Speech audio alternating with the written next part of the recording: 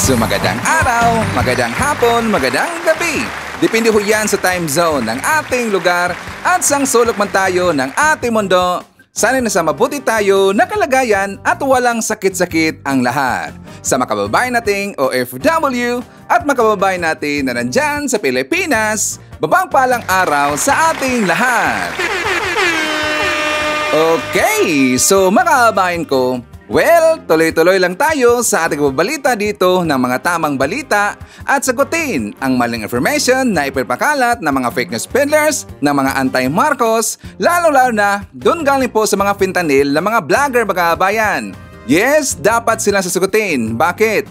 Kasi pag-aayaan natin sila na lagi pong naninira araw-araw kay BBM at sa Marcos Summer Session sa katagalan makabayan, ang kanilang mga paninira ang bigay-totoo yan sa mata ng ibang tao. So dapat silang sasagutin kasi ang bagong Pilipinas, bawal po ang mga sinungaling. At syempre, kasama niyo pa rin si Sir Ivan, ang pinakabulol na vlogger sa balat ng YouTube, pero nagbibigay sa inyo ng mga totoo at mga preskong balita na kinukuha natin sa ating kapitbahay na social media. So magandang buhay sa ating lahat mga kabayan and a happy Wednesday sa ating lahat. Okay, so before tayo mag-start mga kabayan, well syempre, as usual, i-check muna natin kung sino yung mga nakapasok sa ating top 5 commenters doon sa ating last vlog. At nandito sa listahan, ang nanguna po, si Robel Ferrer Official. Meron siyang 40 na mga comments. Nandiyan rin po si Benjamin Maypay. Meron siyang 36 na mga comments. Eying Gementiza. Meron siyang 36 na mga comments. Pasita Gonzales, meron siyang 26 na mga comments, and Pepito Macaranas, meron siyang 34 lahat ng mga comments. Again, kasama po sa ating top 5 commenters. At syempre, pasalamatan rin po natin ang ating pong mga silent viewer dito sa ating channel. Thank you so much. And also, pasalamatan rin po natin ang lahat ng mga viewers na lagi pong nalalikes at saka lagi pong nagsishares ng ating mga videos. Thank you so much. And also makakabahan ko, well acknowledge po natin ang ating pong mga channel members. Nandyan sila si Barbara Butler, Maricres, Katita Darl, Pusong Inami, Cosmo Defender, Susan Torres, Eva Ponsalan, Edmond Castillejo, Lia Ann, Gold Digger, Samuel Membrado, Piz Calante, and Bia Bibar. Pasalamatan rin po natin ang nabigay sa atin ng super thanks or pang lemon ni Sir Ivan. Thank you so much kay Ma'am Aida Sinsuat, nabigay sa atin ng $10. Thank you so much. At syempre makakabahan ko, well, i-greet po natin ng happy birthday si Amna Luta na nandyan sa Dubai. Greetings from Eva at Yensa. I-share po natin ang kapatid po ni Julian Sebelieja, si Reverend Ellie. They are celebrating the 60th anniversary this coming June 8. So again, congratulations po kay Reverend Ellie. And of course, makakabahan ko, nandiyan po kasama natin ating pong mga early birds o yung lagi pong naunguna sa pag-comment dyan sa ating comment section. Nandiyan si Mama Marcres Hernandez from North Carolina, USA. I-share po natin si Redzen Zain. Nandiyan po si Rose Guevara. Nandiyan si Maydan from Australia. Lenda Lim from the city of Ilagan, Isabela. Hi to M.S. Sarino, Sarah Bertman Blanc, Maria Cristina If Manimbao, M.E. Mapalat, and hi to Florifigo Mapa. Ayan, so kamusta ang lahat? How are you today? How is your Wednesday morning makakabayan? Well, of course, I'm hoping na sana magandang ating gising umaga at meron po tayong very energetic po na aura katulad po kay Sir Ivan. Okay, so anyways, doon po sa ating makababayan po nakagigising pa lang at saka wala pang energy. Don't worry, painitin po ni Sir Ivan ang inyong umaga kasi marami po tayong mga pasabog ngayong araw makakabayan. And of course, don't forget, drink coffee. I love coffee makakabayan.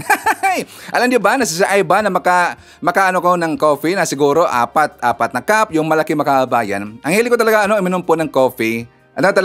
Coffee is life. So of course, marami na po talagang gusto po dyan ng coffee, including po kay Sir Ivan. So ano makakabayan ko? Doon po sa, di ba nakita ho natin si PBM na pumunta ho doon sa Brunei Darussalam. So kahapon makakabayan, pumunta siya doon sa Brunei. Doon rin po sa departure speech po ni PBM, hindi natin nakita doon si BP Sara.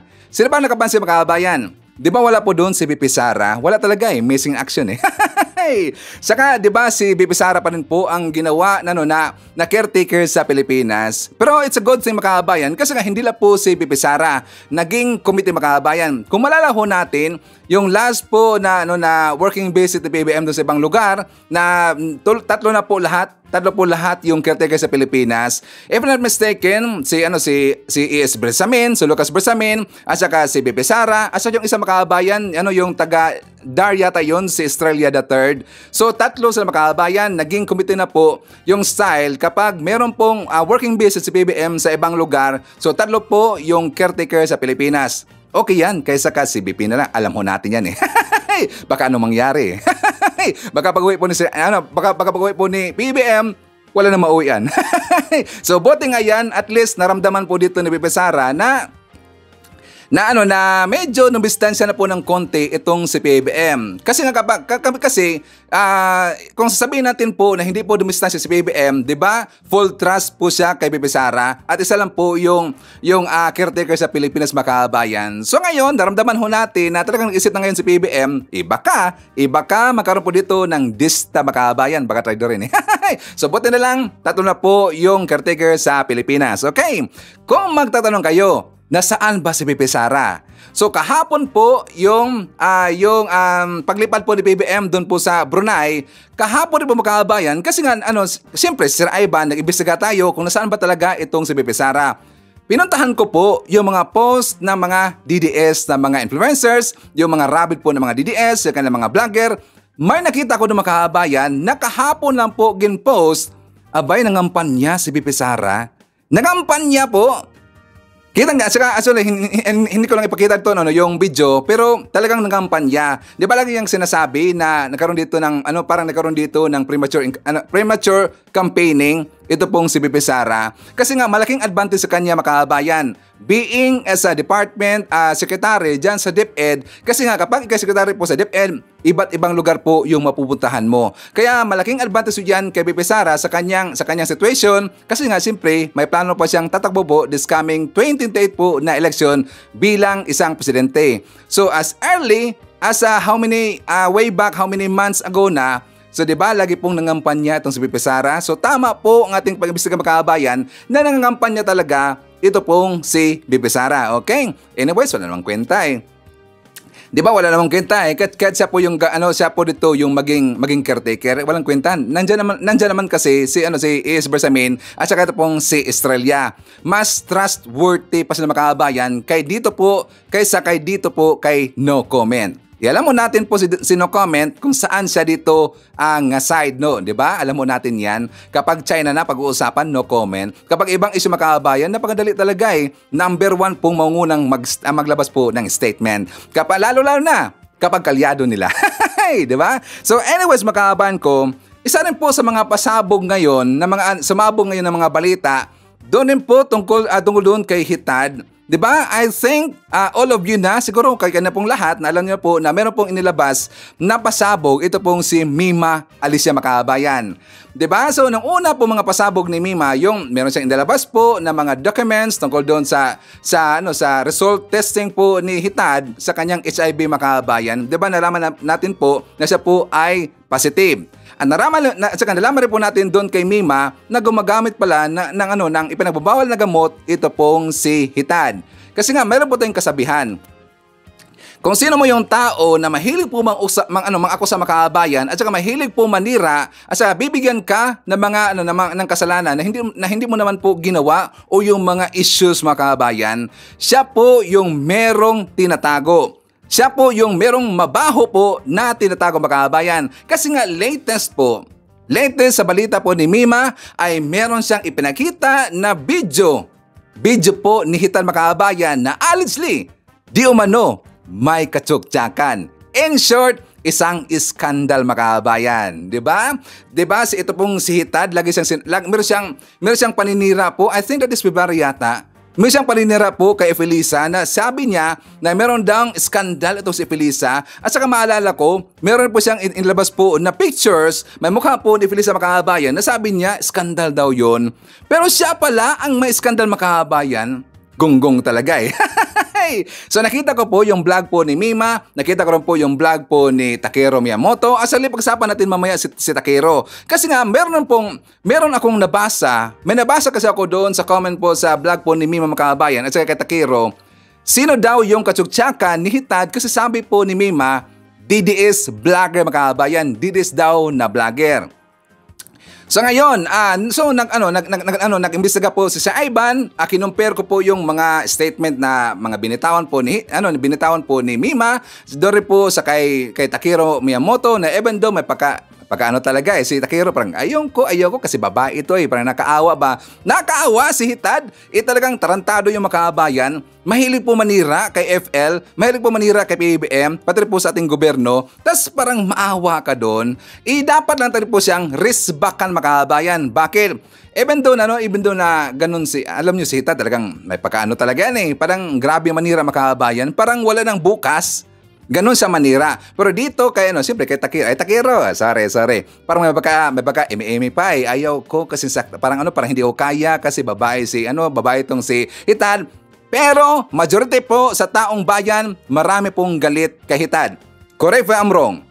Di ba makabayan? Maraming galit po kay Hitad. So meron pong nasabi, meron po akong na-receive po na comment makabayan. Actually, man-forward po ng vlog ni Mima. So doon po sa finoward din sa akin na video ni Mima, meron siyang kalakip doon na question, si Ivan, sino sa tingin mo yung DDS na vlogger? So doon po nakatuon aking atensyon makabayan. Ialam niyo lang po si Ivan, kapag meron pong tanong sa atin, bibigla ka agad, lalabas po ang pagiging Detective Conan ni Sir Ivan. So mamaya, meron po akong guess. Ito ay guess na po ay Takeru, kay Mima, kay Mark, kay Mike. Ito ay guess ko lang. Kasi lahat ng mga sinasabi nila, combine ko niya lahat makabayan. So dahil nga kinumbine ko ang kanilang mga sinasabi ni Mima, ni Takeru, I think I came up something na parang siya yung lalaki makabayan. Mamaya, pag-usapan natin yan. But before that, ipapakita ko muna sa inyo yung vlog po ni Mima makabayan. At saka after that, ilabas natin ang ano ko ng pangalan. Basta hint lang, hint. Hint ko lang sa inyo kasi alam ko kilala nyo yung taong na to kasi siya po ay DDS noon makabayan. Ngayon, isa na po siyang Makamarcos. Sumuporta po sa pro-admin. Ang ibig sabihin, pro-admin vlogger. Pero tininan ko po ang kanyang background ng lalaking to. May tato, DDS, at kasama rin po yan noon ni Hitad makabayan. At not just kasama, naging best friend ho sila. I think you already have the idea kung sino yung makabayan. But mamaya, babagita ko muna sa inyo yung vlog po ni Mima. For more details, let's watch this. About dito sa Kifi, sa Bubelia, na kinakadyot itong si Maharlika. Pero okay lang yon, at least nakikipag-cooperate kayo. So ngayon nga po guys, madaming vloggers ang nag-message sa akin. Tapos madami ding mga followers ang nagtatanong sa akin. Unang question nila, Mima, totoo ba na ginawa ng skandal ni Maharlika itong si First Lady? Hinahanapan nila ako ng ebidensya na kasi nagsisinungaling lang daw ako. Pakita ko sa inyo. Sa mga hindi updated, ito yung ginawa ni Maharlika kay First Lady. Nakikita nyo naman tong picture na to, no? Yan, no? Si First Lady daw yan. Yan. Ito yung post niya noong February 2, na itong si First Lady ay merong skandal. Kita nyo? Lakas ng amats, no? Lakas talaga ng amats ni... Diyos ko po. Ako talaga natitigasan lang talaga ako sa bungo ni Maharlika, no? Halos lahat ng kanyang mga pinaparatang ay parang halos lahat siya ginawa niya na pala. 'Di ba? Inakusahan niya itong si President Marcos na may presidente tayong bangag. Nagpupulburon video. Actually, naunahan pa nga natin maglabas Yung pulburon video up to this moment, wala pa. Pero yung kanyang pagkalikot ng isang DDS vlogger sa kanyang Kipayla at Bubelia, nailabas natin. Diba? Naunahan ko pa. Kasi ganito yung legit. Yung may pinapakita. Yung may reference. Takeru, alam ko nakita mo na. Mike, alam ko nakita mo na. Ewan ko lang dito kay Mark kung nakita niya na kasi sinend ko sa GC. Ewan ko kung nag-sin na to. Pero ito lang yung masasabi ko, no? Ako hindi ko ina-encourage yung mga viewers ko na, gustong panoodin itong video na to. Kasi sa totoo lang, madami yung nasusuka. Pero kung hinahanapan nyo ako ng reference, meron ako, syempre. 'Di ba? Hindi naman tayong katulad ni Maharlika na naglalabas ng video. Pero, hindi. Wala siyang video na nilalabas. Naglalabas ng kung ano-anong samot-saring mga harsh na pananalita sa social media, pero wala siyang ebidensya. Hindi katulad ko. Tingnan nyo. Tingnan nyo tong picture niya. Pakita ko sa inyo, Ito, mukha niya yan eh. Mukha niya yan. Kinakadyot siya ng isang vlogger. Madami din nagtatanong sa akin kung sinong vlogger ang tinutukoy ko. Hindi pwede. Kawawa naman yung lalaking vlogger na yon. Kahit pa tinitira niya itong si First Lady at itong si President Marcos. Naniniwala pa din naman ako sa salitang pagkakamakatao, pagkamakabayan. Pero masyado nang over itong si Maharlika. Nung isang araw, alam niyo kung anong ginawa niya? Sinabihan niya na itong si First Lady ay makukulong daw lifetime imprisonment dahil lang guro-guro daw ng mga bata. Tingnan niyo yung fake news niya, pero wala namang pinakitang ebidensya. Puro lang bunganga. 'Di ba? Nang guro-guro daw si First Lady ng bata. Ano naman? Yung nandito sa autopsy result mo. Ano to yung nasa autopsy result mo ng asawa mo? Na yung asawa mo, tinegi mo. Tinegi mo yung asawa mo. Yan nakalagay dito. Ano to? Kaya nga sinasabi ko sa inyo guys, ang lakas mambintang ni Maharlika ng samot-saring issue. Super. Grabe. 'Di ba? Tapos at the end, ikaw lang pala. Yung mga sinisisi mo sa ating presidente, lahat meron ka pala nun, ginawa mo na pala. Sinabihan mong bangag itong si President Marcos, pero it turns out na ikaw yung nagsashabu. Sinabihan mo na may kabit itong si President Marcos at merong anak sa labas, pero ikaw pala itong nakikipagrelasyon sa mas bata sa'yo. Cougar ka nga. Alam nyo kung ano interesting dito, guys? Sa 3 video na sinend sa akin ni Yuna, hindi ko pa sana to i-reveal pero mayroon siyang video na kung saan kinakalikot niya ang sarili niyang Kifay Labu habang nagvi-video call sila ng isang vlogger na kalaguyo niya. Meron akong reference dyan, guys. Pero pag nagkainitan na, ilalabas ko to. Pilitin niyo ako, ilalabas ko to. Ang dami lang kasi nag-advise sa akin na Mima, wag mong i-play yan. Kasi pag pinilay mo daw yan, parang bumababa yung level ko. 'Di ba? Parang ginagaya ko na din daw si Maharlika na naninira. Hindi naman paninira yung pagsasabi ng totoo.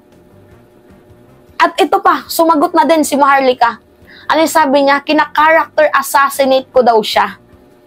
Paano kita ika-character assassinate? Yung mga dokumento dito, tinatanong ko lang naman kung totoo. 'Di ba? Pwede mong sagutin ng oo o hindi, tapos ang reply mo, kina-character assassinate kita? Paano kita ika-character assassinate? Hindi ko nga kayang mag-imbento ng mga ganitong klaseng dokumento. Ito, pati yung death certificate ng asawa mo, nandito din. HIV result mo. Picture mo nung pinagsisilbihan mo yung asawa mo, yung nagtatrabaho ka sa nightclub. Nandito yung mga picture mo nga, kitang-kita na nagtatrabaho ka sa nightclub. HIV mo. Tapos bakit sa video parang nagnanana yung kifi mo? At alam ko napanood din ng lalaking vlogger na kalaguyo ni Maharlika itong video na to. Nag-react din. Nag-react, guys. Itong lalaking vlogger na kalaguyo ni Maharlika. Ano yung reaction niya? No comment. Yun. No comment reaction niya, tahimik. Diba? Reaction din yun, guys, yung pagiging tahimik. Siyempre, ayaw magpahalata.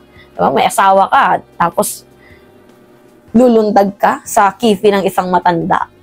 Walang problema, guys. Don't get me wrong. Kapag, kunyari, meron kayong kalabing-labing na mas matanda yung babae, if mahal nyo yung isa't isa, pero yung dala lang ng kalibugan, kakahiya. Itong lalaking ko nag-ask pa mismo. Ano yung inas niya? Magsarili. Kalikutin ng kifay. Ang kifi ni Lola. Ito namang si Lola, Gina G. Kinalikot ang kifi. Kakahiya. Hanapan niyo ako ng ebidensya, hamunin niyo ako. Ilalabas ko yan. Dalawa kayo. Huwag niyo akong tinatakot. Mayroon na akong 3 na-receive na threat. Huwag niyo akong tinatakot. Wala pang nagpapaatras ng buto ko at ng kaluluwa ko. Kung ikaw lang din yung makakalaban ko, fuck off. Hindi kita aatrasan. Hindi kita uurungan. Grabe yung paninira mo. Ngayon ang bumabalik sa'yo. Galit na galit ka? Naguutos ka? Na alamin yung pangalan ko? Bakit? Bakit gusto mong malaman yung pangalan ko? Papategi mo ako? Ako? Urat na urat ka? Kasuhan mo ako. Go! Umuwi ka sa Pilipinas, kasuhan mo ako. I dare you. Hinahamon kita, umuwi ka. Kasuhan mo ako. Kung sa tingin mo fake news itong ginagawa ko sa'yo. And syempre, accountable din ako dito, guys, kasi mali ang magpakalap ng video. Pero I think trusted naman yung mga pinagsendan ko. Diba, Takero? Diba, Mike Cervera? Ewan ko lang kung nakita to ni Ninong Ramos. Pero sinend ko sa kanila. Nakita nila and parang watch delete yung nangyari. Kasi ayaw na nilang humaba itong isyong to. Kakahiya ka? Kakahiya ka? Grabe. May asawa yung lalaki, sinutsurba mo. Wala ka ding pinagkaiba kila Oli. Si Oli pinagtatakulan ang kanyang followers na si Arlene Kayumanggi. Wala kang pinagkaiba kay Oli. Kasi ikaw, hiningan ka lang ng permiso na baka naman pwedeng kalikutin ng kifi mo para labasan ako. Kinalikot mo naman. Kahit nagnananay ang kifi mo. Kadiri ka? Kadiri? Laswa? Ang laswa mo. Lahat kayo, malalaswa kayo. Si Banat Bay, malaswa din yan. Si Oli, malaswa din yan. Mga mauutog na eh. Kadiri? Ginawa niyong mundo yung pagkakadyutan. Di ba kayo nahiya? Pataas ng body count niyo? Ang laswa ni Hitad, mga kabayan. Siya pala, alam nyo, hindi naman tayo magtataka kung meron pong mga ganong gawain si Hitad. Kasi nga diba, nalaman natin dun po sa HIV test niya na positive. Siyempre, maraming kinain po na hotdog, mga kabayan. So, hindi malayo, dahil po sa kanyang trabaho nun, mga kabayan, hindi malayo na meron siyang ganun po na mga klase na mga gawain or video. Okay, so si Hitad ba talaga, mga kabayan? Well, actually, tininan ko po doon nung ginanon po ni Mima yung picture po na alleged si Hitad, mga kabayan. Tininan ko talaga eh. At saka kung i-zoom in natin, medyo hindi po siya klaro, mga kabayan. So ang ginawa po ni Sir Ivan, in-enhance ko po yung video na kung saan yung hawak po na cellphone ni Mima, mga kabayan. So, kayo na po ang humusga kung sino yan, mga kabayan. So, look familiar, di ba? Ayaw ko na sabihin nga siya po talaga itong si Hitad, pero kayo na po ang humusga kung sino yan. Okay? So nga, mga kabayan ko, 'di ba sabi po ni Mima na yung DDS, and if I'm not mistaken, sa part po sa kanyang video, mga kabayan, na meron babae lalaki daw na meron tato, isang DDS, at saka meron tayong mga tanong. Bakit si Mima yung pinadalhan po ng video, mga kabayan? At bakit kung matanong natin sino ba yung nagpadala ka sa kanya ng video at kung bakit po itong si Mima? Ang nasa isip ko, mga kabayan ko, kasi meron po nagtanong, bakit si Mima yung napili? ito isinakay na lang po dahil doon po sa issue po, 'di ba? Ito pong si Unanimous na meron pong document po na ibinigay po kay Mima Makabayan at talagang sumabog po ng balita na yan. Pati nga ito pong si Banat Bay, 'di ba? Sinakyan na rin po itong si Mima, nagkabardagulan sila kasi nga sabi po ni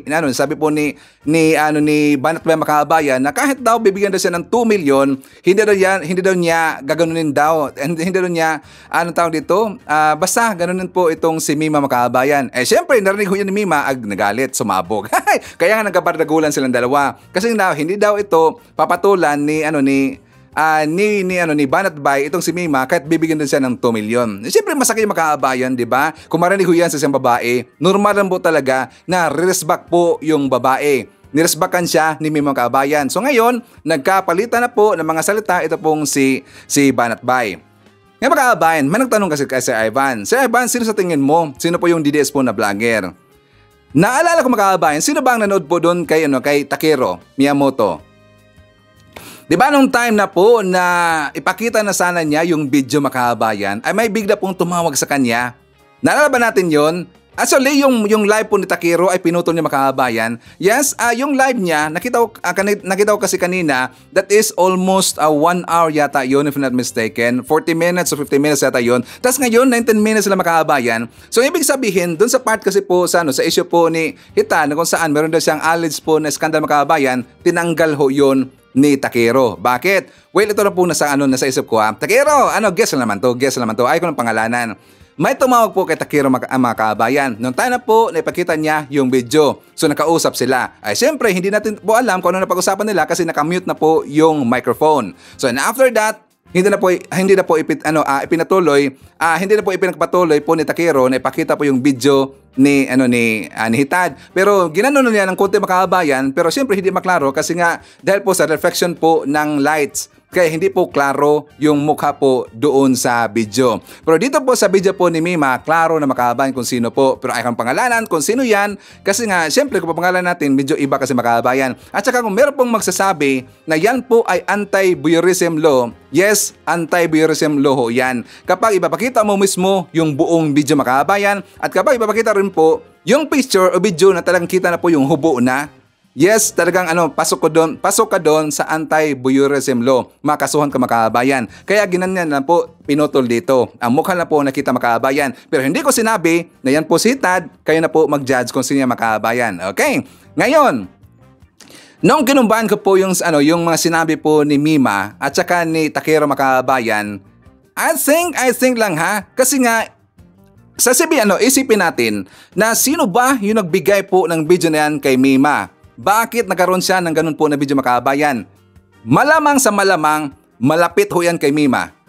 Correct if I'm wrong. Ito na po sa gusto Makabayan, malapit ito kay Mima. Si Mima meron pong grupo Makabayan. So malamang, malapit ho to kay Mima. So ngayon, sabi niya, DDS daw, meron daw mga tato, may tato daw siya. Merong pamilya, at saka bata-bata ng konti po kay Hitad Makabayan. Bata-bata? So, nung merong tumawag po kay Takero, at saka, ayaw kang banggitan yung pangalan Makabayan, mukhang talaga eh. Kasi yung vlogger na yon tumawag po kay Takero, siya po ay DDS Makabayan. At kasama niya lagi noon itong si Hitad. Parang ganon pagkaisip Makabayan, pero ayaw nagpapatuloy. Ayaw lang patuloy. Basta, you'll have the idea. Kasama ho siya noon ni Hitad. Kasama siya ni Makabayan at sila po ay DDS bago itong lalaki itong vlogger na to na merong tato naging pro-admin po na vlogger, sumuporta po kay PBM. But dati siyang DDS at kasama siya lagi po ni Hitad Makabayan at marami pong tato at meron po siyang partner. Okay? So siya ba yun? Ay ko lang pangalanan. Baka may magalit eh. Sakto ba yung guest ko, Takero? Sakto ba ang guest ko, Mima? So anyways, guest naman yan. So ayaw ko lang pangalanan po. Okay? So anas Makabayan ko, before nga pala tayo mag-forward po doon sa mga medyo mainit po na mga issue kasi marami talaga tayong pag-usapan ngayon na mga pasabog Makabayan. Lalo na doon po sa issue po ni Alice Go. But before that, ipakita ko muna sa inyo yung balita na kung saan, di ba, si PBBM ay pumunta na po nandun po sa Brunei Darussalam Makabayan. Ay siyempre para po makausap niya yung sultan doon, ang mga businessman na nandun, kasi nga atin po ng business forum si PBBM para po makapahikayat po ng mga investors Makabayan. And also, ipakita ko po dito yung balita na kung saan ayon po sa gobyerno natin ng NEDA na this coming September na Makabayan ay bababa po ng presyo. Expect po natin na yung presyo po ng bigas dyan sa Pilipinas bababa po ng 20% sa month of September. For more details, let's watch this. Dumating na sa Brunei Darussalam kaninang umaga si Pangulong Ferdinand R. Marcos Jr. para sa kanyang state visit. At naroon ngayon si Alan Francisco para bigyan tayo ng update. Alan? Aljo, kararating nga lang ngayong araw ni Pangulong Ferdinand R. Marcos Jr., First Lady Lisa Marcos at ang Philippine delegation dito sa Brunei, diretso agad siya o sila sa trabaho. Matapos ang 2 oras na biyahe, Aljo, nakarating sa Bandar Seri Begawan International Airport kaninang alas 6 ng umaga sina Pangulong Marcos para ito sa kanyang state visit kasunod ng naging imbitasyon ni Brunei Sultan Hassanal Bolkiah. Ang unang naging aktibidad ng Pangulo ay ang pagpunta sa Istana Nurul Iman, ng official residence ni Sultan Bolkiah. Magiliw na tinanggap ng Sultan ng first couple. Nabigyan pa nga ng isang welcome ceremony si President Marcos. Matapos nito, agad na nagsagawa ng bilateral meeting sina Pangulong Marcos at Sultan Bolkiah. Sa kanyang mensahe, nagpasalamat ang Pangulo sa Sultan dahil sa mainit nilang pagtanggap sa Philippine delegation. Inalala ng Pangulo nang sumama siya noon sa amang si dating President Ferdinand E. Marcos Sr. sa Brunei at dito ay binigyang diin ng matatag na samahan ng dalawang bansa. Kinilala ni President Marcos ang tulong na ibinibigay ng Brunei tuwing may kalamidad sa Pilipinas noong pandemic at sa ambag nito sa Mindanao Peace Process. Sabi pa ng Pangulo, ang 4 na dekadang anibersaryo ng kalayaan ng Brunei ay natapat sa 40 years na diplomatic relations sa pagitan ng Pilipinas at Brunei. Bukod sa pagpapalakas sa Aljo ng relasyon ng dalawang bansa, natalakay rin sa bilateral meeting ang mga regional at international issues, climate change, environmental degradation at geopolitical tensions. Sumaksi rin ang dalawang leader sa mga kasunduang nalagdaan dito, gaya ng maritime cooperation at ang recognition o pagkilala ng certificates na ibinibigay sa ilalim ng International Convention on Standards on Training, Certification, and Watchkeeping for Seafarers. Layunin nitong paigtingin ang maritime cooperation ng dalawang bansa. Mayroon ding kasunduan, Aljo, sa turismo na layong pataasin ang tourist arrival sa parehong bansa. Lumagda rin ng Pilipinas at Brunei sa letter of intent na magpapalakas sa agricultural cooperation at layong makatulong sa pagkamit ng food security. Samantala, diretso agad, Aljo, ang Pangulo sa Filipino Community Event kanina sa Bridex International Convention Center. Sa mga sandaling ito ay katatapos lang yung event na yan. Gayunman, kita yung panabik ng mga Pilipino rito na masilayan ng personal sina President Marcos at First Lady Lisa. Sa talumpati ni Pangulong Marcos, ibinahagi niya sa mga Pilipino rito sa Brunei ang mga ginagawang hakbang ng gobyerno para ayusin ang pamumuhay ng mga Pilipino. Kasama na rito ang mga infrastructure projects, partikular ang Manila International Airport na sabi niya nga, bagamat ilang taon pa bago tuluyang maayos, ay may mararamdaman at makikita ng pagbabago rito sa susunod na taon. Titiyakin aniya ng gobyerno na hindi lang ang Metro Manila o Luzon ang umuunlad sa usapin na infrastructure, kundi maging ang mga malalayo at liblib na lugar. Nariyan din ang pagsusulong ng renewable energy ng gobyerno, pagsasamoderno ng agriculture sector at ang pagpapalakas ng turismo ng bansa. Sinabi ng ilang economic managers ng pamahalaan na bago matapos ang ikatlong bahagi ng taon ay mararamdaman na ang pagbaba ng presyo ng bigas. Una dyan, inilatag din ni NEDA Secretary Arsenio Balisacan ang mga hakbang ng pamahalaan para mapababa pa ang presyo ng pagkain sa bansa. Si Sue Jin Kim sa sentro ng balita. Naging hamon sa unang quarter ng taon ang pagpapabagal sa inflation o ang galaw ng presyo ng mga bilihin at serbisyo sa bansa. Ito ay dahil sa patuloy na pagtaas ng food inflation, partikular ang presyo ng bigas. Pero ayon mismo kay Finance Secretary Ralph Recto, bago matapos ang ikatlong quarter ng taon, inaasahang bababa na ang presyo nito. The bigger problem would be on rice. And that is something that we think we can have a grip on. With regard to the rice, we expect rice prices to go down by 20%, maybe by September. This would entail, one, increasing production, and second, reducing tariffs. So I think we have a game plan in place. Positibo rin si NEDA Secretary Arsenio Balisacan na unti-unti nang bababa ang presyo ng bigas sa mga pamilihan. Paliwanag niya, malaking hamon talaga ang presyo ng bigas sa bansa, lalo't nakaaapekto dito ang pandaigdigang presyohan. Dahil nakikitang bababa na ang global prices, inaasahang susunod na rin ang domestic price. It is expected to those prices, world prices are expected to go down by September this year, and so we expect that inflationary pressure from rice to start coming down as we approach the. Paliwanag pa ng kalihim, iba't ibang mga hakbang na ang ipinatutupad ng pamahalaan para maibsan ang pagtaas ng presyo ng agricultural products sa bansa. Ang gusto ng mga DBS ng mga vlogger mga kababayan, ito po mga rabid, yung lagi po naninira po sa gobyerno at kay PBM at kay Epalisa, ang gusto kasi nila na hindi po bababa ang presyo ng bigas. Sakto yan, di ba mga DBS? Ayaw na ayaw nyo. Bakit? Kasi magagamit kasi nila yung makabayan paninira po kay PBM.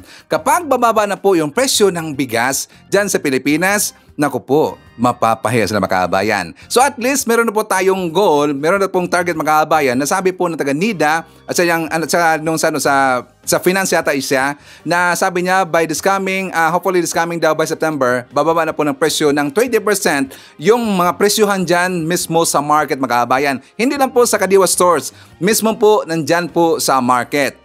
Pero kapag hindi bababa makabayan, ang presyo po ng bigas diyan sa mga markets, sa usual po nating bumibili tayo ng mga bigas, kapag hindi kasi yan bababa, ang problema nandito na po sa mga middleman makabayan. Yes, dyan na po ang problema sa mga middleman. At saka dito na po ang problema sa mga greedy po ng mga businessmen. Kasi nga itong mga greedy po ng mga businessmen, like for example, yung middleman, sinumang kung sama ng angkat po, itong mga kababayan natin po ng mga negosyante, doon po sa mga middlemen, ang problema ay lang bababa kasi gusto nila ng malaki pong kita makabayan. So from there, kapag nakita na po ng gobyerno na dapat talagang babayan po ng presyo ng bigas kasi nga okay na po yung inflation makabayan, dapat kakasuhan talaga ito pong mga middleman. At dapat sila po dito ay gokdon makabayan. Ano man Tagalog yung gokdon? Habulin nga pala, habulin. Dapat hahabulin po. Okay?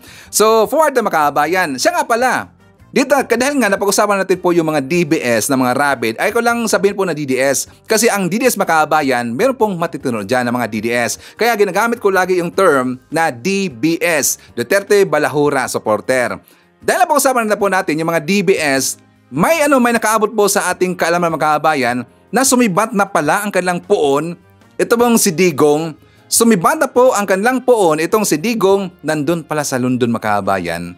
Hindi kaya sumibat na. Hindi kaya natakot. Doon po sa, di ba, meron pong balita mga kababayan na meron pong ipinadala na 2 batalyon po ng mga SAF officers, PNP SAF, doon po mismo sa Mindanao. Di ba meron pong balita? And also, yung pong mga kapulisan na nandun po sa Davao City, included po yung chief nila sa PNP Davao, di ba tinanggal po sa pwesto makabayan, nirelieve sila kasi ayon daw sa balita, nirelieve sila kasi daw dito sa issue po ng tukhang, yung Oplan Tukhang po, na ito po ay bigay pagmando po ni Baste Duterte makabayan, yung mayor po dyan sa Davao na isang gonggong na mukhang adik. Siya po ang nagpahamak sa mga kapulisan. Kasi siyempre makabayan, may police power naman kasi yung mayor, diyan po si Baste, siya po yung nagbigay po ng mandato doon po sa Chief of Police sa Davao City dahil po doon magkaroon daw sabi na ang naisip kasi dito ni Baste makabayan, parang feeling niya na ang kanyang papa ay presidente pa rin makabayan. Nag-decide kaagad na dapat Oplan Tukhang na kasi dumadami daw yung mga adik makabayan. Ang approach kasi ng Marcos administration ay ayaw nila yung EJK makabayan. Yan po ang iniwasan po ng Marcos admin. Ayaw nila ng EJK. Well, okay naman po, walang EJK. Makikita naman natin dito sa approach po na ginawa po ng DILG, ng kapulisan natin, ni PBBM, lalo na kay PBBM. Di ba medyo nasolbal po yung issue po ng drugas makabayan na walang namatay.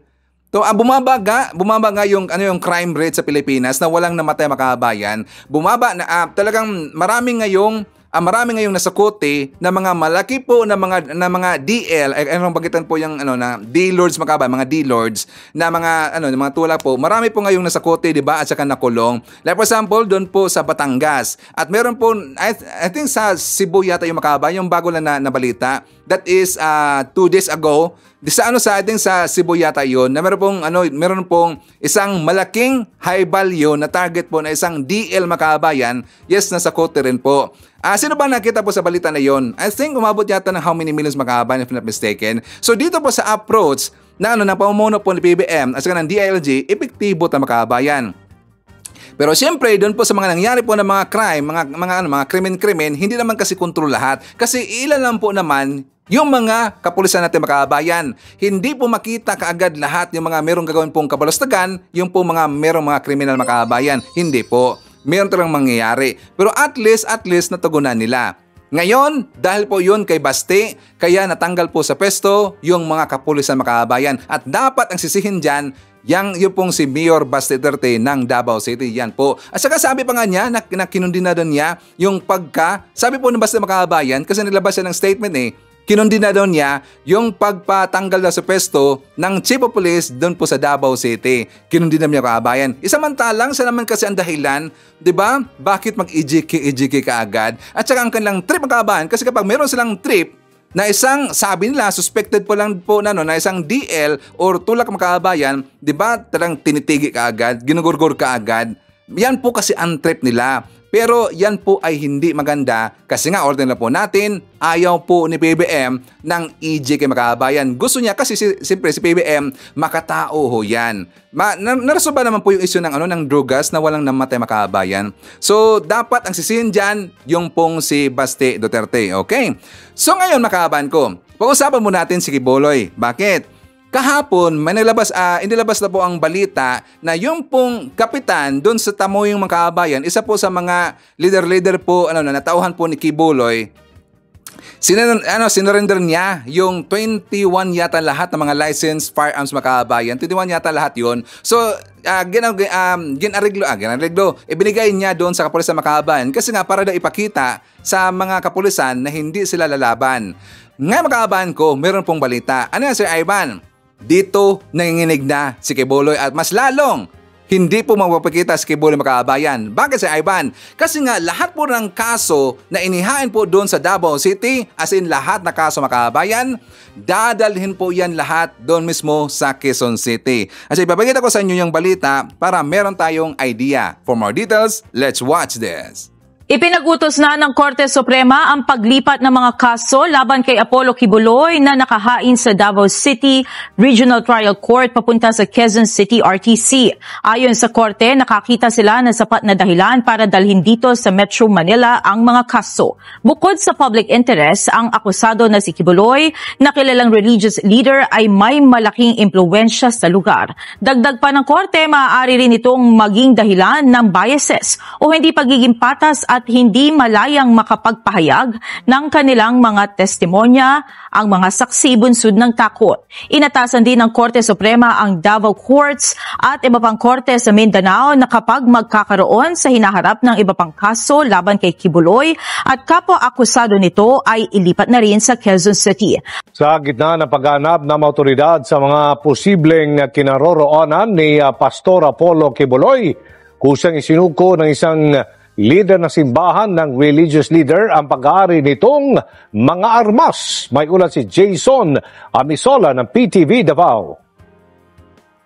Alas 7:30 Sabado ng umaga, Mayo 25, voluntaryong isinuko na sa kampo ni Barangay Tamayong Kapitan Crescente, Canada ang 21 nitong mga lisensyadong armas sa Criminal Investigation and Detection Group o CIDG Region 11. Personal naman itong tinagap nila Police Lieutenant Colonel Bernard Pagaduan at Police Major Edgardo Bahan. Sa isang social media post, sinabi ng abogado nito na isa itong pagpapakita na walang intensyon na gumawa ng away si Canada at ang ibang liderato sa Kingdom of Jesus Christ, the name above every name. Dagdag ng abogado na kahit valid ang lisensya nito sa pagkolekta sa mga armas, ay pinili ni Canada na isuko ito sa otoridad.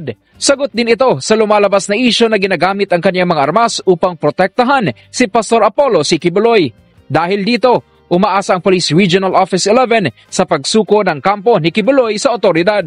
Hopefully mo, surrender sila para tubangon nila ang mga kaso na i-file against sa ilaha. Ayon naman sa Davao City Police Office, wala silang tigil sa pag-monitor sa kanilang tracker team sa mga posibleng kinaroroonan ng pastor at sa ibang kasama pa nito. Ano lang sir, sa Davao City Police Office in our level, na kami wala may buundang sa pag-monitor ang atong mga tracker team from the Kalinang Police Station, and then from the sa police station is kanunay nag-monitor kung nag-awhag taog tabang sa mga tao ni Pastor Quiboloy sa kung asa man karon, sir, no, para matulukan na pod ni. Matatandaan na unang sinurrender ang 5 mga armas ni Pastor Quiboloy noong 2 ng Mayo ngayong taon, pero nabili na ang 14 nitong armas. Maliban kay Canada at Pastor Quiboloy, ang mga co-accused na sila Jacqueline Roy, Pauline Canada, Ingrid Canada at Sylvia Semanias ay nananatili pa ring wanted base sa arrest warrant na ipinalabas sa Pasig RTC Branch 159 sa kasong trafficking. Nasaan na nga ba si Quiboloy, makabayan? Bakit nagtatago? Akala ko ba siya po yung son of God?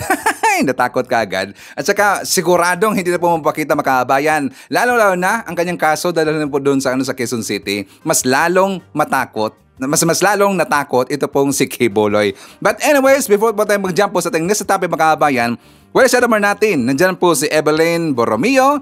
Hi to Den. Nandiyan po si Army Lagaso. Hi to Wilma Malabanan, Nelda Arcio, Eliza Palmenco. Nandiyan po si Rose B. Hi to Marlene de los Santos, Leonardo Manansala. Kasama rin po natin si Dave Gamer 101. Hi to Rose Gonzaga, Nonoy Floren Hills, Rosalinda Cabautan. Nandiyan po si Pating or Panting. Hi to Ramil Rawasa, Liani Reed. Nandiyan po si Divina Domingo. And hi to Benji Sumailo. Okay, so makahabaan ko. So, alam mo natin na marami po talagang na mga pro-admin na mga vlogger na galit po dito kay Hitad. At saka included ito pong si Mike Abe. Tinira po ni Mike Abe itong si Hitad, pati po yung mga DBS na mga vlogger, makabayan. For more details, let's watch this. Grabe yung inilalabas ng ilang mga vlogger na sumusuporta sa ating gobyerno at nagmamalasakit, voluntary, nagmamahal sa ating bansa.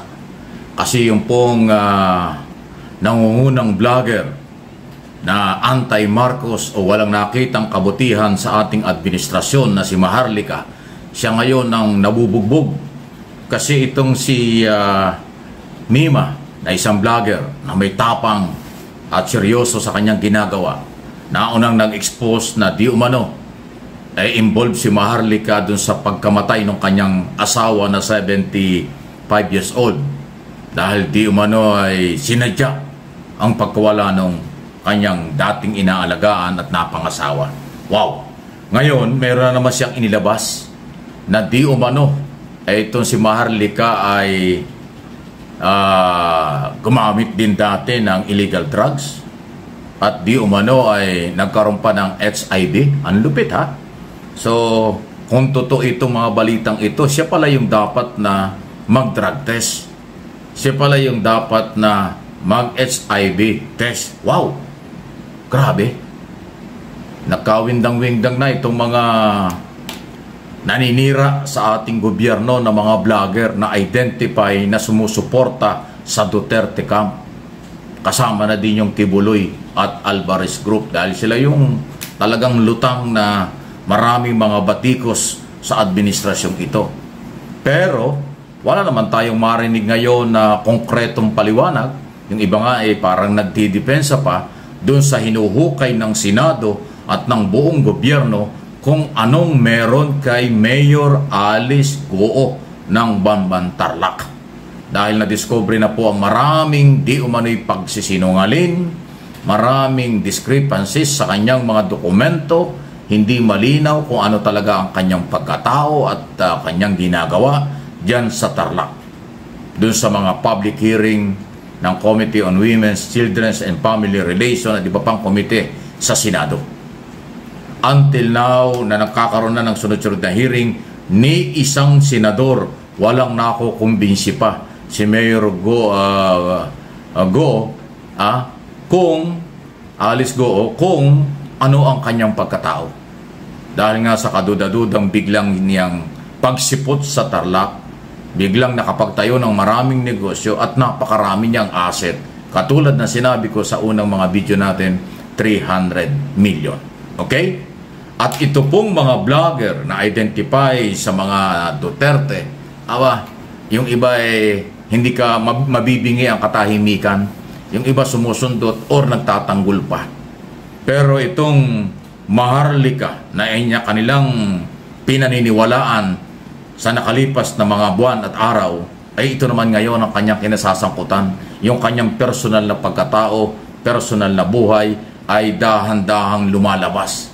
Paano siya ngayon papaniwalaan? Paano papaniwalaan itong grupong ito? Na magkakasalungat ang mga paliwanag at higit sa lahat, sila mismo ngayon ang dapat magpaliwanag kung sila ba'y kapanipaniwala. Kasi kung totoo, yung mga paratang akusasyon at inilalabas ni Mima na isang vlogger tungkol sa mga dokumentong nakarating sa kanya laban kay Maharlika, ay talagang hindi siya dapat paniwalaan kung totoo yun. Kasi mukhang yung kanyang panawagang bangag sa bawal na gamot ang ating Pangulo, ay mukhang kanyang pinagdaanan din yan. Parang ganon. At higit sa lahat, meron siyang mga personal na pinagdaanan sa kanyang buhay na ngayon ay lumalabas na dapat niyang sagutin. Dapat niyang sagutin o hindi, pero sira at masisira ang kanyang kredibilidad dito sa kanyang mga pangarap, panaginip, bangungot, or maaaring fake news na kanyang mga akusasyon paratang kay Pangulong Marcos sa First Family at paninira sa ating pamahalaan at ating Pangulo. Yan ang nangyayari ngayon. Kaya kung inyong mapapansin, paliit na yung kanilang mga followers, supporters, dahil pagod na ang mamamayang Pilipino sa paninira. Gusto ng ating gobyerno ay tulungan, pagkakaisa, at gusto rin ng taong bayan umunlad na ang ating bansa. Hindi yung siraan. Sila kasi ang identify na maraming sinisilip na wala namang pagpapatunay kundi puro paninira lang. Marami na silang paratang, akusasyon sa ating Pangulo, pero hindi naman na ipakita nila ang konkretong pagpapatunay tulad ng di umano'y korupsyon, illegal drugs, palakasan system, at kung ano-ano pang mga akusasyon nila hanggang sa personal na buhay. Wala silang mapatunayan. Madaling mag-akusa, madaling magparatang, pero ang pagpapatunay wala. Yun ang dahilan kung bakit napagod, nagsawa, ayaw ng maniwala ng taong bayan dito sa Pilipinas at sa abroad para sa kanilang mga pinagsasasabi. Kabaligtaran ang nakikita nila na ang katotohanan ay lumulutang na patuloy na pinagsisikapan ni Pangulong Marcos mapaunlad ang ating bansa. At sa galaw ng mga congressman ng buong Kongreso na tulungan si Pangulong Marcos, hanapin ang katotohanan tungkol sa gentleman agreement, tungkol sa mga illegal drugs, tungkol sa mga human rights violation, extrajudicial killing ng nakaraang gobyerno. Yan ang lumulutang ngayon. Mahirap nilang idepensa yan. Walang konkretong paliwanag ang kampo ni Duterte, ang kanyang mga vlogger kung paano idepensa itong ongoing na investigasyong ginagawa ng Kongreso. Kung merong investigasyon under Senator Bato de la Rosa sa Senado, kabaligtaran ang ginagawa doon, paninira o nakakasira sa ating Pangulo. Pero hindi naman napatunayan ng kailang testigo dahil sinabi nga na professional liar. STL ba yun? Storytelling lie, sabi ni si General Santiago. So ayan po ang nangyayari. May kasabihan, ang lahat ng illegal, lahat ng kasamaan o anumang itinatago ay hindi pang habang panahon. Lalabas at lalabas yan. So, itong mga vlogger na ito na patuloy na bumabanat sa ating gobyerno, kayo ngayon ang binabalikan. Kayo ang magpaliwanag kung sino kayo. Kung kapanipaniwala po o kayo hindi. Dahil yan ang dahilan kung bakit nababawasan na, napagod na, inuulit ko, ayaw na kayong paniwalaan ng mga Pilipinong may pagmamahal at malasakit ng totoo sa atin dito sa Pilipinas. Ayan po ang mga nangyayari. Aking observation, analysis at opinion ang lahat ng sinasabi kong ito. Pero may pagpapatunay na akusasyon at meron hong walang pagpapatunay. Pero saan kami maniniwala? Ang tao ay marunong sumuri. Matalino na po ngayon ang mga followers, ang mga viewers, ang mga Pilipino dito at sa abroad. Hindi na pwedeng linlangin. Kaya maging maingat po kayo sa inyong pinapakinggan. Maging maingat kayo sa inyong mga paratang dahil ang walang pagpapatunay na mga paratang ay merong kaakibat na accountability or pananagutan. Sino ang nakapansin mga kababayan na during po ito pong si Hitad na mag-live, di ba noon umaabot po yan ng mayroon siyang live viewers na 9,000, 10,000, 12,000, 14,000. So mayroon kang time yan na umabot po ng 16,000 yata mga kababayan if not mistaken. So napansin ko po sa mga sunod-sunod niya ngayon na mga live, umaabot na lang po ng 3,000 pababa mga kababayan. Sino nakapansin yan? Medyo bumaba mga kababayan. Siguro ngayon, marami na nag-iisip na baka ito pong mga ginagawang katarantaduhan ni Hitad mga kababayan ay wala talagang katuturan at puro lang po mga paninira at puro lang po ka-fake newsan. Baka marami na pong mga nagising mga kababayan. Kasi nga, di ba, lagi niyang sinasabi na ilalabas daw niya yung video po na video ng pulburon video daw ni PBM, pero wala silang naipalabas. Ngayon, meron siyang ipinalabas po na skandal daw ni Efelisa. Yung tungkol po doon sa meron siyang dinukot daw ng mga bata. Ganon, puro lang paninira mga kababayan at wala talagang konkretong ebidensya na yun po ay ginawa po nito ni Efelisa at saka ni PBM. Yan po ay puro lang katarantaduhan. Pero at least dahil siguro po doon sa mga inilabas lang po ng mga pasabog ni Mima Alicia tungkol doon dito sa katauhan po ni Hitad na kung saan na ang kanyang husband mga kababayan ay parang ginurgur daw dito ni Hitad at siya gumagamit nga pala itong si Hitad kasi nga meron pong dokumento na papatunay na gumagamit po ng mga illegal na bawal na gamot ito pong si Hitad mga kababayan. At saka doon po sa dokumentong HIV positive pala itong si Hitad at lalong-lalo na ngayon po sa last po na pasabog po ni Mima mga kababayan na meron palang sundutan na video itong si Hitad. Kaya siguro marami nang nag-isip ngayon na ang buhay po ni Hitad mga kababayan ay puro lang katarantaduhan. At ang kanyang ginagawang katarantaduhan, ipinahid din lang po sa ibang tao.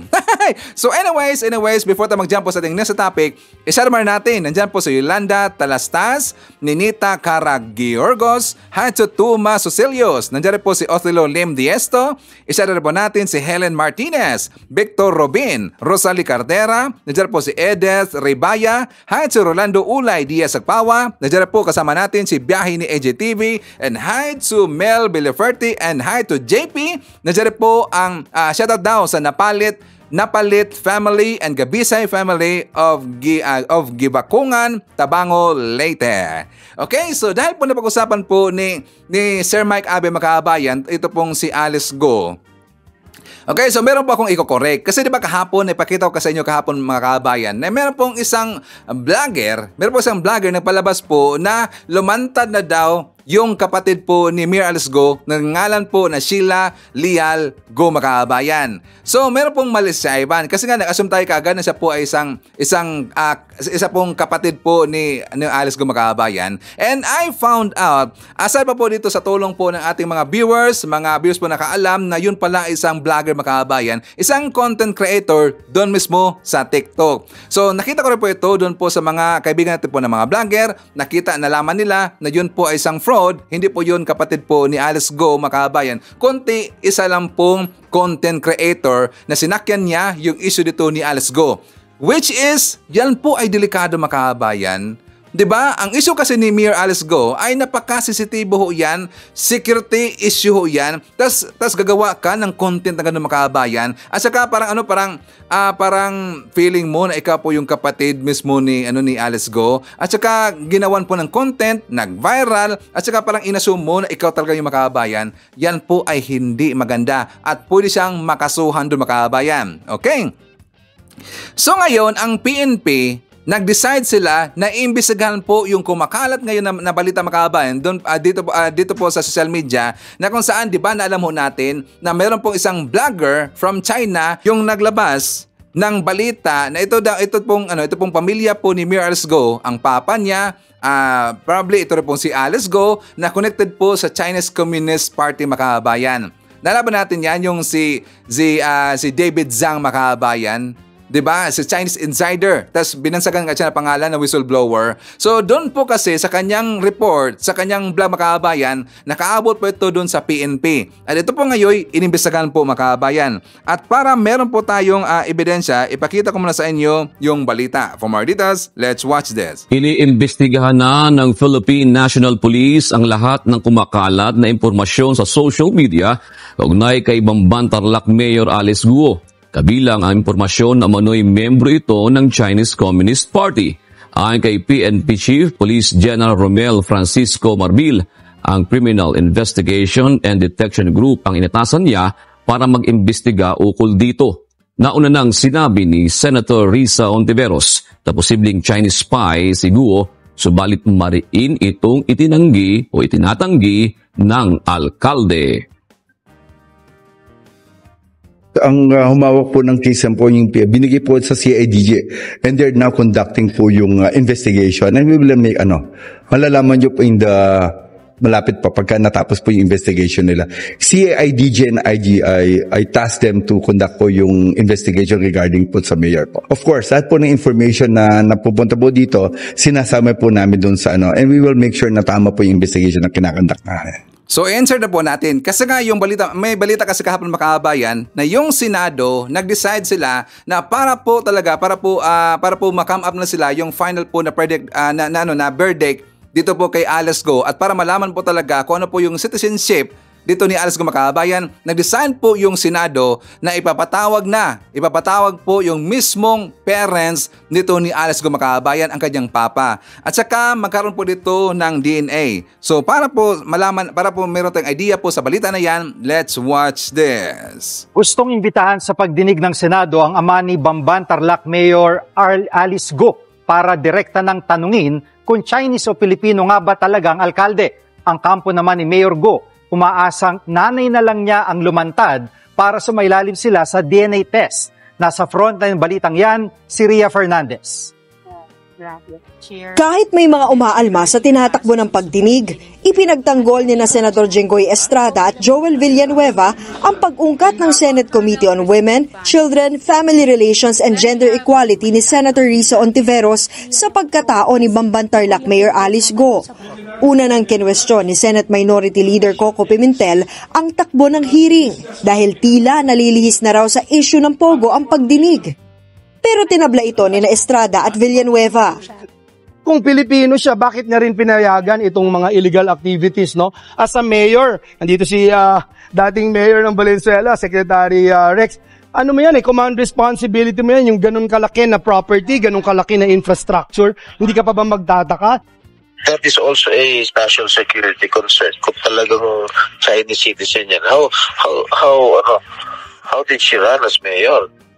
Tingin ni Estrada, dapat maharapin na rin sa pagdinig ang tatay mismo ni Mayor Alice na si Angelito Go para magkaalaman na kung Pilipino ba talaga siya o hindi at kung totoong Pinay ang nanay ng alkalde.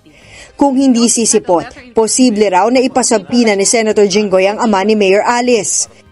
Ayon sa kampo ni Go, hindi nila kontrolado kung dadalo o hindi sa pagdinig ang ama ng alkalde dahil may sarili naman daw itong pag-iisip. Pero mas mainam daw kung ang inang si Amelia Leal na lang ang lumantad. Alam mo, napakaganda sana kung lumabas yung nanay niya, no? Para ma-DNA natin, matapos na lahat to. Umaapela rin ang kampo ng alkalde na sa korte na lang ituloy ang mga pagdinig. Kasi mahirap kasi sumagot sa Senate, sasagot ka pala, sinisigawan ka na. Balak din nilang kasuhan ang mga nagpapakalat ng fake news laban sa alkalde. Sa ngayon, tuloy pa rin daw sa trabaho si Mayor Alice. Kumpiyansa raw silang malilinis din ang pangalan ng mayora kaya tuloy rin ang plano nitong tumakbo ulit sa susunod na taon. Nakahanda naman daw sumagot ang kampo ni Mayor Go sakaling ituloy ng Office of the Solicitor General ang quo warranto petition para questionin ang kwalifikasyon niya bilang alkalde. Pero para sa election lawyer na si Atty. Romulo Macalintal, pwede pa rin tumakbo si Go kahit pa suspendihin siya. Tanging Korte Suprema lang daw ang makapagpapasya kung hindi na pwedeng kumandidato ang isang tao dahil final and executory o hindi na mababago ang desisyon ng SC. Halimbawa, na-disqualify siya ng COMELEC, meron pa naman siyang pagkakataon na mag-apela sa Korte Suprema. At habang nakabimbing yun kapag nag-issue ng TRO ang Supreme Court, pwede pa siyang magpatuloy ng kanyang kandidatura. Okay, so isa na po natin. Nandyan po kasama natin si Ashen, hi to Evelyn Garcia, nandyan po si Amelia Merwa, hi to Jemson, Jeren, Jeriel, and Jemboy ng Cute Cebu City. There is greetings from Rodolfo Ranada-Rabor of Tansa, Cavite. Kasama rin po natin si Jelen Caso Makabayan. Nandiyan po si Vanny Yap, Shannon Reyes, and hi to Jess Tubtub na nandyan sa Calamba, Laguna. Okay, so makabayan ko, sabay-sabay ho natin panuorin. Kasi si PBM, di ba nandun siya sa Brunei Darussalam, binisita rin po niya yung Filipino community doon makabayan. At siya talagang napakabibo po. At saka ang ganda talaga ng mga mensahe po ni PBM. For more details, let's watch this. Maraming salamat po sa inyong napakainit na pagsalubong sa akin ngayon, sa aking asawa na si Lisa at sa aming lahat na naririto ngayon bilang pagpaunlak sa paanyaya ni Sultan Hassanal Bolkiah na bisitahin ko ang bansang Brunei Darussalam. Lisa and I bring you the best greetings and the best wishes of our family and the Filipino people back home. Over the years, every time I go abroad, I talk to my foreign counterparts, I get compliments for the strong work ethic of Filipinos. I'm always told that Filipinos have unparalleled skill, efficient, and are trustworthy. And I know that is the same here in Brunei. You may all have different professions. What we bring to all that we do, not only in the Philippines, but even abroad, as is proven by the record that Filipinos have made and the reputation that you have gained, that what we bring is a special brand of Filipino service everywhere we go. Ito po ang pagka-Pinoy natin na may malasakit, mapag-aruga, mapagkalinga tayong mga Pilipino. Maraming salamat po sa inyong mga mabuting ginagawa upang iangat ang respeto, pag-unawa at imahe ng ating bansa dito sa Brunei.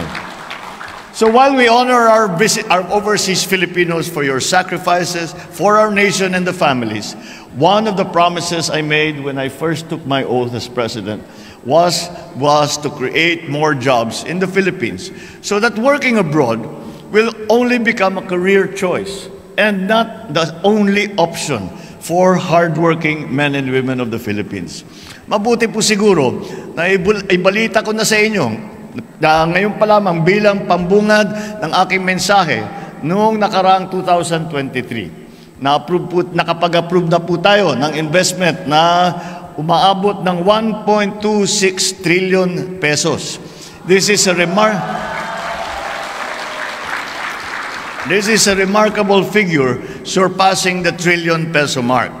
This achievement surpasses our initial optimism when we set ang una naming target ay sabi namin 1.15 trillion pesos, ngunit ito'y umabot na sa mas mataas na numero. To far exceed this mark by reaching 1.26 trillion pesos is a clear testament to the growing confidence investors place in fostering their businesses' growth within the Philippines. Upon full operations, the projects are expected to produce 49,030 jobs for Filipinos. Alam po natin na kapag masigla ang ekonomiya, maayos ang kabuhayan. Things are looking up for the economy. Bukod sa mga remittances na nanggagaling sa inyo, sa ating mga OFW, I also encourage all of you to someday to return and invest and set up your own business at home and in the Philippines. Isa sa mga prioridad ng gobyerno ay ang agrikultura. Kaya tinatrabaho po natin ang husto upang magkaroon tayo ng modernized agricultural sector na kayang suplayan ang ating pangangailangan at bukod pa doon ay makapag-export pa sana tayo. I am relentlessly pushing and prioritizing the development of our agricultural land and our agricultural sector. I cannot say it enough, I cannot emphasize it enough, but we really need to invest in the development, productivity, and modernization of our agri-sector. By building infrastructure, improving market linkages of our farmers, our farmlands will yield not only crops, but also opportunities that create ripples of positive effects throughout our nation. Ang layunin po ng ating pamahalaan ay kilalanin ang agrikultura bilang catalyst o mbitsa upang para sa ating ekonomiya. Itataas natin ang produksyon ng mga produktong pang-agrikultura. Pagtitibayin po natin ang tinatawag na value chain ng agricultural sector. Sunod po sa aking listahan ay naging iay ang infrastruktura. I've said it before, uulitin ko na. We will build and we will build better and we will build more. I seek to widen the focus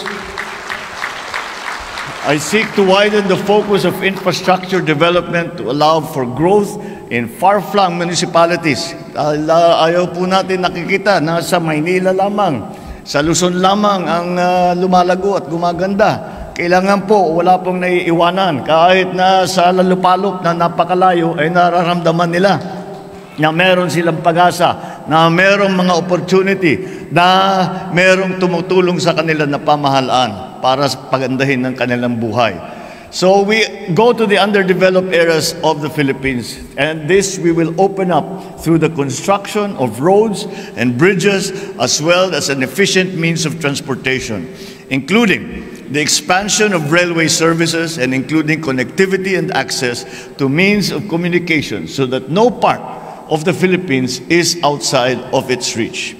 Pagbalik po ninyo sa Pilipinas, we hope to also welcome you to a new and upgraded Manila International Airport as we embark. Dahil sinimulan na po natin, dahil nakakahiya naman po, yung airport natin napabayaan na ng husto. At pagka yung mga pinag-aaral tungkol sa mga airport, hindi maganda po ang report sa airport natin sa Maynila. Kaya tayo ay kakalagda rin po natin. Meron tayo po 170.6 billion pesos na idadalhin para pagandahin ang ating mga passenger terminal, ang ating mga airside facilities, at saka mas madali ang paglipat mula sa isang terminal hanggang sa kabilang terminal, mula sa airport hanggang sa terminal ng bus para makauwi sa probinsya. Lahat po yan ay bubuhin natin para hindi na po nahihirapan ang ating mga bisita at ang ating mga balikbayan. Ito siguro ay tatagal ng mga 15 years. Pero itong mga bagong pagpapaganda ay inaantay natin na maramdaman na natin next year na siguro. Infrastructure will remain a very high priority as it helps drive growth and it helps drive employment. I am also committed to shifting to renewable sources of energy. Kagaya po ng aking nabanggit, ito ay gagamit po tayo ng wind power, yung mga windmill, yung geothermal, yung biomass, wave power, hydroelectric power generation, para magkaroon naman tayo ng mabilis na pagbalik ng ating kuryente pagkatapos ng kalamidad, ng mga pagka may bagyo, magmelindol, may baha. Para naman ay mabawasan ang maging casualty natin kapag merong may ganyang mga pangyayari. In January of this year, we launched Bagong Pilipinas. This is a powerful and unifying framework of ideas, of values, and beliefs that aims to inspire our nation to come together to strive in earnest towards elevating the Philippines to new heights, rooted in a very clear and wholesome awareness of what is already ours and a shared vision for what we would like our future to be. I encourage every Filipino to look beyond differences and to work harmoniously together to build a nation that not only meets current challenges, but also envisions and shapes a more promising future for all our citizens. And that is why I call for transformation.